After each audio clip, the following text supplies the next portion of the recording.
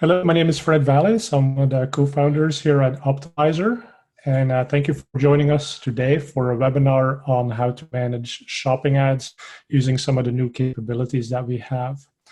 So we're going to get started here in just a minute. We'll do some housekeeping first so people can log in.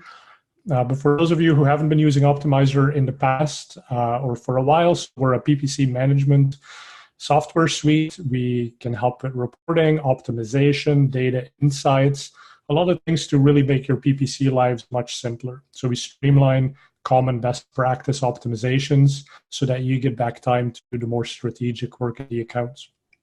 We're also kind of a white box company as opposed to black box. So all of the optimizations that you can do with our tools, you're fully in control, they're fully transparent. But they still give you the benefit of automation. And so you can do interesting things like layer automation on top of the engines like Google to get a little bit more control over what's happening with your performance. Okay, so as far as housekeeping, I was going to try to put this presentation live on YouTube, but that currently seems to be down. So we're just going to be going here on the Zoom platform, but we will be recording this, so it'll be posted on YouTube later today. Now there's one primary way to ask your questions. I prefer if people used the Q&A box on the screen as opposed to the chat box. That's the one I'll be monitoring. So if possible, put your questions into the Q&A because that way I'll see it and I'll be able to answer you. Now, if I don't answer your question or you prefer to ask something one-on-one because maybe sensitive account data, something like that, just email support@optimizer.com and we can follow up one-on-one about the content from this webinar. And then personally, I'll be at a couple of conferences. So I'll be at the Advanced Search Summit in Washington, D.C., the B2B Marketing Expo in L.A., SMX in New York, HeroConf in London, and PubCon in Las Vegas. So those are going to be places. If you're going to be there, let us know, and we'll be happy to meet up in person. But for today's webinar, what we've got slated here is really shopping ad management tools. So this is for e-commerce advertisers. And I wanted to show you some of the new capabilities that we've put into Optimizer to make your lives easier. First, and probably one of the most important ones here, is that we now have support for Amazon. Okay, so if you run Amazon advertising, we can help you manage bids, manage keywords, manage pausing and enabling. I'll show you how all of that works in just a minute. And then many of you have probably used our Google Ads Shopping Campaign Builder. We've revamped that tool from the ground up. I'll show you what it looks like. And that's going to be a great tool to build out multiple shopping campaigns with the perfect structure in a matter of minutes as opposed to a matter of hours, which is what it usually takes if you do it manually. And this tool is also compatible with smart shopping campaigns. So these are the new campaign type. It says new campaign type from Google.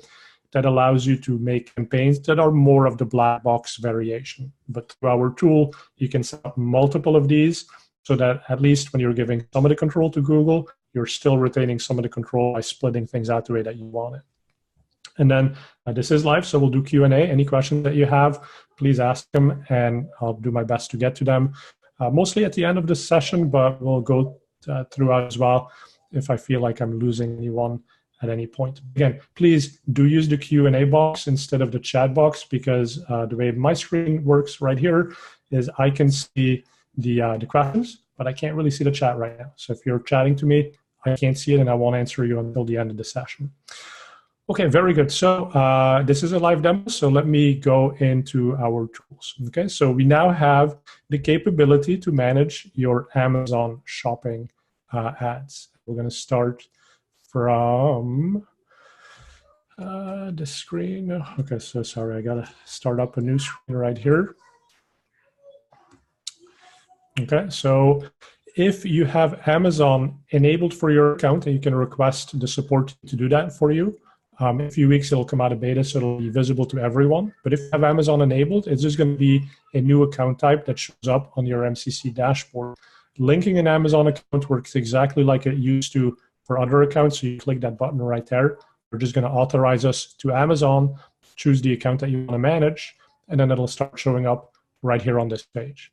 Okay, so now we're still resolving a few issues, but some of the Amazon accounts have pretty funky names like these. Some of them have a nice name. So if we have the nice name, we'll certainly show that to make it easier for you to find the correct account. Now, all of these stats for Amazon accounts are blank. We are going to fill those in later, but right now we have the rule engine, and this is really just a way for you to get to the rule engine. Okay, so let's click on this account. This is an account that I use personally on Amazon to sell my book. That way I can do a little bit of testing, and that's what we're going to be looking at here today. So if you come to this page, it may look a little bit different. The first time you come to it, it is the rule engine, which some of you may be familiar with from having used it on Google Ads accounts through Optimizer. But you'll be given the option to build a new recipe. And so these recipes are really if this, then that type of logic builders. So I'm going to show you an instant recipe that we have made available for you to get started really quickly. And this is a good way to start to understand what the rule engine is all about. All right, so we have 2 recipes you can choose from in bidding. We're going to be adding more soon. But Amazon has this concept of suggested bids and suggested bid ranges. You can grab one of these to update your bids. I'm not going to be shy here. I'm actually going to show you my Amazon account for selling books. You may not be very impressed by my performance, but it's basically just a way for me to tell a few more people about the book that we have. So, but what I wanted to illustrate was, so in Amazon, I have a keyword campaign right here. And when I talk about suggested bids, I just want to show people what I'm talking about here, right? So we have this page. You have to go onto targeting, and then you're going to see the list of keywords. And so for each of these keywords on a daily basis, Amazon comes up with a new suggested bid. This suggested bid has both a suggested bid as well as an upper and a lower range. The way Amazon explains this is it's basically a bid that would be required for your ad to be competitive based on what others are bidding, right, and for your keywords. So this can change on a daily basis. Now, typically what you have to do to make sure that the bids are right is you'd have to come in here and just click apply, apply, apply, hit all of these buttons to change the bids. Now, if you wanted to apply the suggested bid, that's easy. Click that button. If you want to set the lower bound of the bid, you'd actually have to go ahead and type it in. So it's a little bit more cumbersome. Now, the fact that you have to do this on a daily basis actually makes it overall super cumbersome, right? So this is what these 2 automations will do. And these are just examples. So this is a starting point. You can fully customize these. But say that I wanted to set my bids to the suggested bid range. I would take this recipe and I could skip straight into the preview of what would be done for my account. But what's more interesting, let me show you the customization that you have. So on the first page of customization, we're going to ask you for some variables. So in many cases, we're going to ask you what is the minimum and maximum bid that you're willing to let this recipe, this automation set for you. So I'm going to update that and I'm going to go next. Now here you come to a page that shows you the logic that's going through.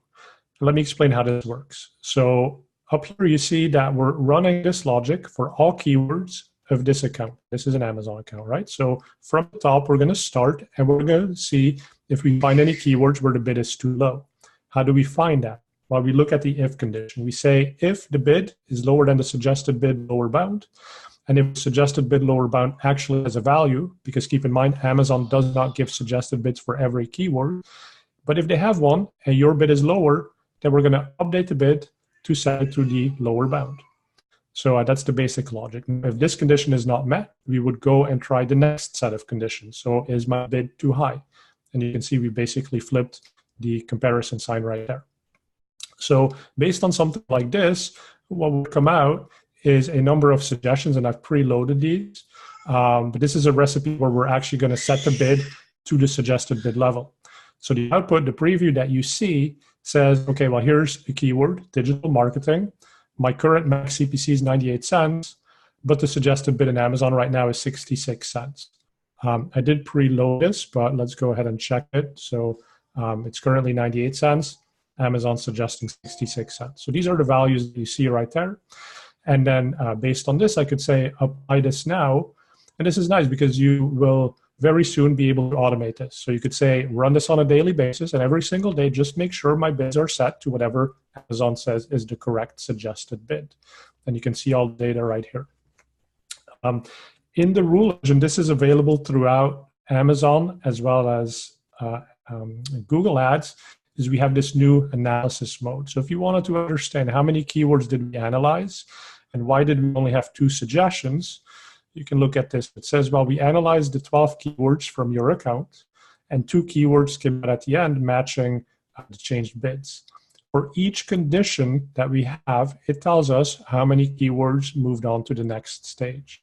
And I can scroll down this list, and so I can start to really understand how my recipe, so right, how my conditions are impacting the thing that's being done.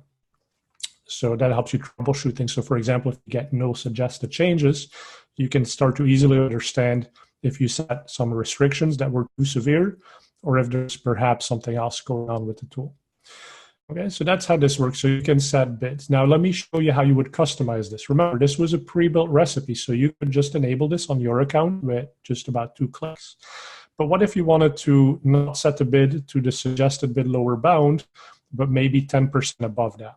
Okay, so let me show you. So you click on the then condition, you edit it, and here you see all the actions you can take. So we're saying, we're going to modify the CPC bids.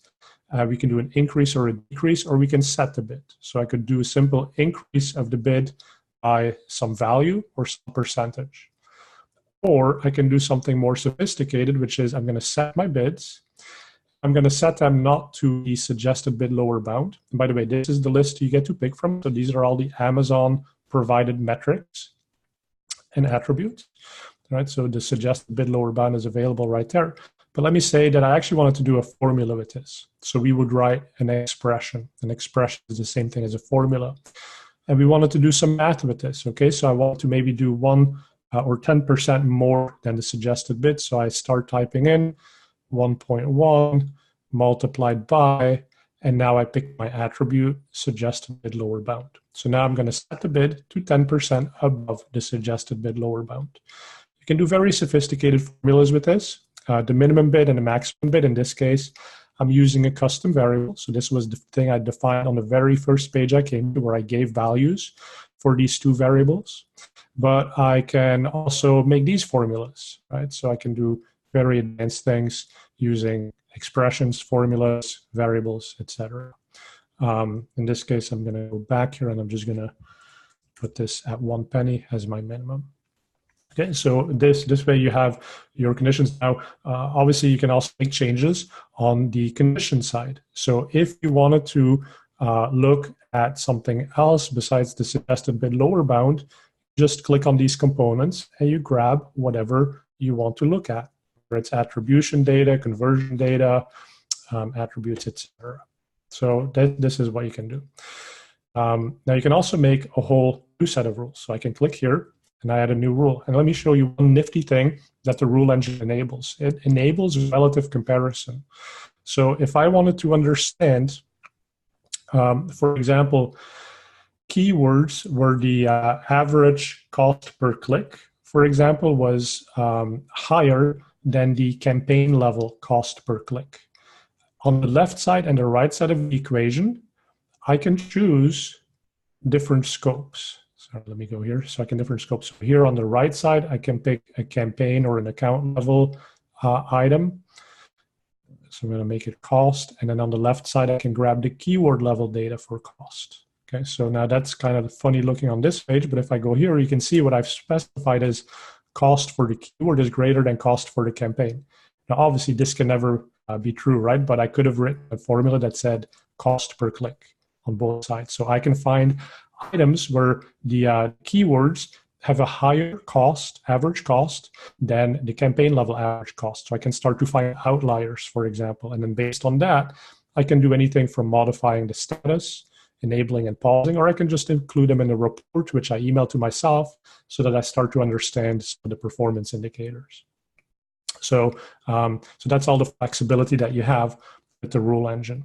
And once you've built these rules, then you'll come to a page just like this one. And now I don't have to start from scratch. So the next time I want to run that same bid management optimization, for example, all I have to do is click on it, preview the suggestions, and it'll load up the new suggestions. And of course, you'll also be able to automate this very soon. You do have capabilities in terms of starring and making something an account-wide global recipe. So I can click global recipe. And now it's even easier to access these things. And this is going to come soon, but in the menu system, you will see these listed right at the top. This also moves them to the top of this list so that if you have a long list of recipes, you'll know, okay, this is a recipe I like to use for this particular account. Whereas if I switch to a different Amazon account, and just for the sake of argument, let me grab this one. This one does not have the same favorite recipe, but the global recipe that I just made global, that shows up in there as well. So global means I want to use this across all of my Amazon accounts, whereas favorites are account specific. Okay, so if you have any questions about any of these capabilities, go ahead and ask them, but that's at a high level, the Amazon capability. Let me show you one final thing on Amazon. So what I've done so far was all related to bid management, but we can also do things like finding negative keywords. So let me preview one of the recipes we have for this. Okay, so we can say we're running conditions on all of our search terms. And for search terms, if we find they have high cost and they have no conversions, add them as a negative keyword at the ad group level. So this can automate your keyword mining for both negative and positive keywords. Let me show you too, if you wanted to do a custom recipe and you build your own, these are all the components on which you can act. So this is the data we'll pull from Amazon. So we can say we want to analyze all my search terms and find the ones that meet certain criteria and then do something with them. I can do the same for ad groups, right? So I could find high spend ad groups, low conversion ad groups, or ad groups missing my ACoS target, and I could automatically pause them or send myself a notification in email. So that's the rule engine for Amazon. Okay, from this, I'm going to jump into our new shopping campaign builder. We call it the shopping campaign builder 2.0. So the shopping campaign builder 2.0, we've now shifted over to Google Ads. So we're done talking about Amazon for a minute here. We're going to talk about Google Ads. So in Google Ads, we have shopping campaigns. Shopping campaigns have product groups. Product groups can be a really big pain to build out, especially if you want to have a very sophisticated hierarchy. If you want to go a couple levels deep of specifying attributes, it gets really tedious and really slow in AdWords to do that. So we have this tool that basically asks you the question, how do you want to structure things? What's your vision for the structure? And then just give us the feed and we'll build out the campaigns, ad groups, and product groups for you based on what you've specified. So let me run you through an example. Okay, so question number one, do you want to make new shopping campaigns or work on existing ones? I do recommend new shopping campaigns if you can, because that guarantees the structure is going to be very clean. There's going to be no exceptions in it. And that's very important because at the end of this tool, we're going to propose to automate keeping things in sync for you. If we've built it from scratch, we can guarantee it's going to work flawlessly. Whereas if you work on an existing shopping campaign, we do see there's quite a few edge cases just based on how people have included and excluded things. And so things tend to be a little bit less reliable and take a little bit more time up front to really build out correctly. But if you want to work on an existing one, absolutely go and do it. Just know it's going to take a bit more time. Okay, so click on that. Now the second step here, I've already preloaded, is selecting one of your merchant feeds. So the sample feed we have here, 76,000 products. I should probably resync it to get fresh data. For this example, I'm just going to run with the old data. If you have multiple merchant feeds, you could select from here and then go on to the next step as well. Okay, so now the next step is you telling us whether you want to run standard shopping campaigns or smart shopping campaigns. It's completely up to you. And honestly, we haven't found a consistent answer to which performs better. Some people are really happy with smart shopping campaigns, especially if you don't have resources or bandwidth to do a lot of the management that's required to make them successful. Then it may just make sense to have Google do it for you and have a target ROAS and have a smart shopping campaign. Now, if you want more control and you want to do negative keyword management and you want to have, different ad groups with different bid adjustments, etc., then you would want to do standard shopping campaigns. So for this example, I'm going to show you standard shopping campaigns. So we click next. And now the first question is, how many campaigns would you like us to create? So you can make a single campaign, or you can say, well, I would like to have a different campaign for different attributes of my feed. when you click on this drop-down, it shows you the different attributes from the feed, the merchant feed that we can use.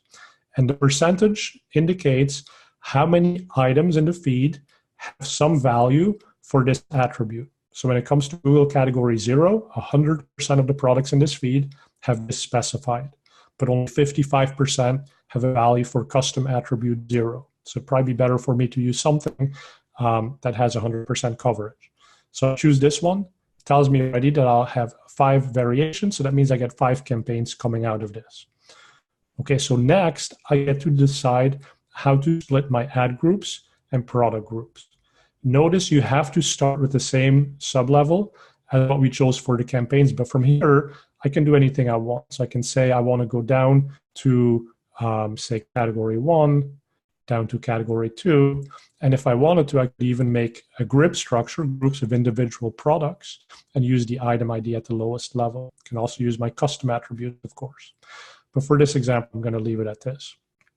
Now, this is going to be my product split.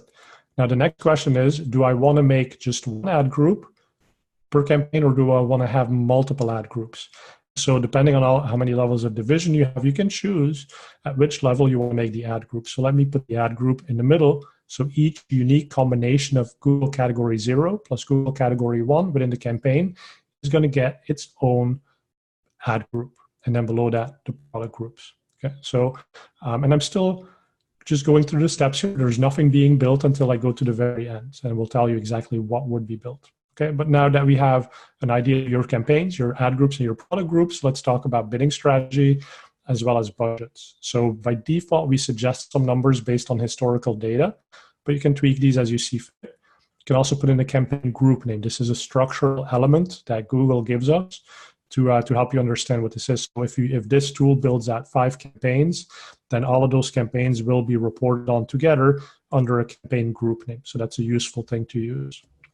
Okay, so now the next step, this is where we start doing some of the hard work, and we're pulling in the feed. So in this case, 76,000 products, give or take, and we run it through the categorizations that you have in the structure. Okay, so we say, based on what you told us, we're going to come up with 5 campaigns. These would be the names, how many ad groups and products and product groups for each of these campaigns. Also the budget. So I can tweak these budgets, and as I change the numbers, you'll notice the number at the top will also update so that you have a sense of what your overall budget would be. You can set different starting bids as well. If you look at this here, like luggage and bags, actually I didn't want to include that. You can pause it right here. And then we can do a final step of review. This is the full build out. So under apparel and accessories, we can see we have ad groups for Google category 1, so a combination of 0, which is apparel, and Google category 1, which is accessories and clothing. And this one we have 19,000 products. If we wanted to know the product groups below that, you can see them right here. Right. So depending on how granular you get, this could get to be a really complex tree structure, but we show you exactly what we would be building out. And we also give you a summary right there on the right side. Final step here is to hit apply and refresh. In that final step, we will ask you how often you want us to update your Google ad structure to stay in sync with your Google merchant feed. And so here's the thing, right? If you as a business, before Q4 starts, decide to open up a new line of business, you're going to start selling something like toys. That is a new Google category 0 division. Our tool would know that you want to have one campaign for every Google category 0, because that's what you told us in campaign settings. And we would detect that all of a sudden you've got a bunch of toys in the product feed. So we would know, okay, that requires a new campaign. And then within that campaign, we would have ad groups based on what you told us for the combination of toys plus the subcategory of toys. So no matter how your feed changes, our tool knows what you want to be in Google Ads, and it'll make those updates on the fly without you having to do a single thing. So it puts it on automation, and it makes sure that the stuff you don't sell anymore is no longer in the feed. It's still in the feed, but it wouldn't be in AdWords anymore, and vice versa, right? So if you add new stuff in Google Ads, it would make the new product groups for that. So that's how the Shopping Campaign Builder 2.0 works. If you'd like access to this, just drop us a line at support@optimizer.com, and we can enable it for your account. before we do a full release, public release on this in a couple of weeks from now. Okay, so that's, and I'm not going to do a full demo on this last portion here, but I did promise I would talk about how do you find the attributes of your products that are driving success and sales. For that, we have the shopping analysis tool. The reason I'm not going to show it to you is because I don't actually have good data in this particular test account, and it's a bit cumbersome for me to switch to the right account, but I'll explain the principle really quickly, and you can run this in a couple of minutes in your own accounts that will have data. But basically, you tell us which shopping campaigns you want us to analyze, and then which attributes to combine. So notice in the build that I just did, I didn't include anything in my campaign or ad group or product group split related to brand. But if I wanted to understand performance by brand, I could look at my feed attributes, or sorry, standard attributes. I could say, tell me performance aggregated by brand. So we pull the whole merchant feed, every single product, we figure out what's the brand, and then we look in the Google Ads data, and we pull out the data for each single product, correlate that back to the brand, and now we can do an aggregation that says, okay, well, if you sell LG versus Samsung versus Whirlpool, this is the performance, this was the number of conversions, cost per acquisition, ROAS, etc.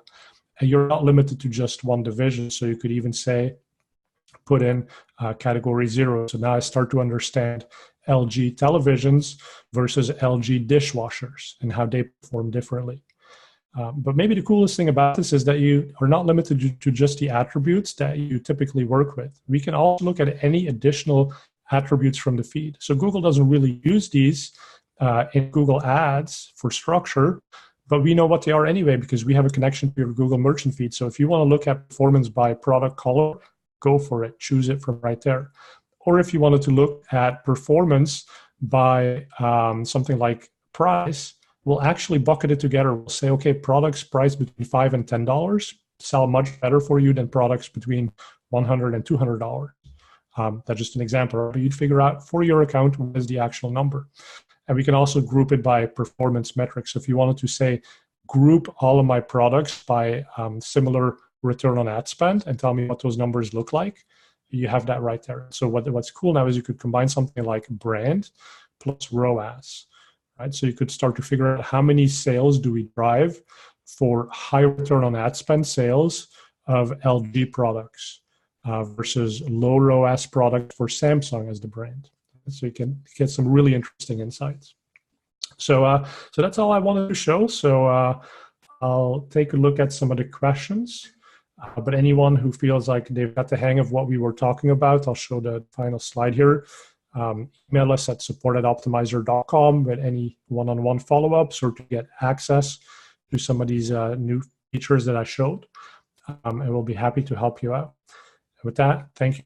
And I'll go to the questions now.